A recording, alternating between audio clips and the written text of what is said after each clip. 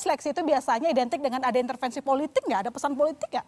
Anda kan punya pengalaman tuh. Saya cerita pengalaman saja. Saya ini ketua tim seleksi direksi komisaris BUMN 6 tahun.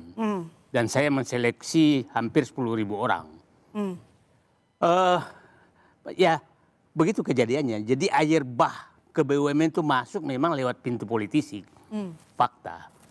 Saat saya masuk, di meja saya itu 982 CV calon komisaris dan direksi. Datang dari parpol, dari presiden, wakil presiden. 982. Setelah saya baca, 2 hari kemudian saya buang ke tong sampah. Kenapa? Ya, sampah semua. Isinya emang apa? Apa yang nggak masuk akal? Ya, nggak masuk akal. Nggak masuk akal. Jadi orang-orang yang tidak masuk akal dan isinya orang. Nah, saya lapor ke atas, Pak.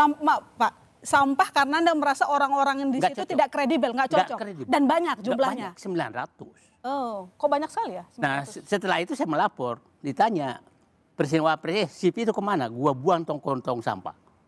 Kenapa kamu buang ke tong sampah? Saya nggak mau BUMN jadi tempat sampah. Itu pertama. Jadi beginilah, kita harus kesepakati. Nggak pandang dulu apakah politisi atau bukan politisi, bahwa BUMN itu tempat profesional. Titik. Kenapa politisi kita hindari masuk? Karena politisi itu adalah kepentingan politik, bukan kepentingan rakyat, bukan kepentingan negara. Jadi sangat bahaya kalau politisi itu dibukakan pintu tanpa profesionalisme ke dalam. Nah, dulu saya bikin begini, boleh nggak sih politisi itu 1 tahun setelah mundur baru boleh komisaris supaya udah putus hubungannya dengan partainya. Jangan ujuk-ujuk masih pengurus, mohon maaf aja, kita jujur aja lah. Kalau dia caleg gagal, maka dijadikan komisaris. Setelah ada PAW, berhenti lagi komisaris. Masuk lagi DPR. Ini kan mainan apa? Terakhir kemarin, partai sudah susah cari calon menteri karena lebih memilih jadi komisaris BUMN. Karena gajinya lebih tinggi. Nah, ini kan rusak negara ini. Jadi nanti semua orang hanya mencari pintu, tanda kutip, merampok ke BUMN. Nah, ini harus diakhiri.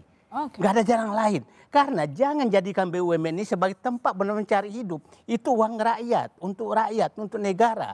Nah, itu yang kita lakukan. Jadi saya dengan tadi Pak Prabowo sudah merevisi Undang-Undang BUMN, itu oke langkah. Karena ini BUMN ini badan usaha milik negara, bukan badan usaha milik pemerintah.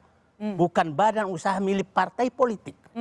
Milik negara itu artinya bukan presiden yang punya, tapi presiden sebagai kepala negara. Pak Said, saya kutip pernyataan Anda tadi. Tadi mengatakan bahwa saat Anda di BUMN, Anda menganggap bahwa BUMN jadi tempatnya sampah. Sekarang yang Anda lihat masih begitu atau tidak? Masih sama atau sebelum ada revisi undang-undang juga MK ya?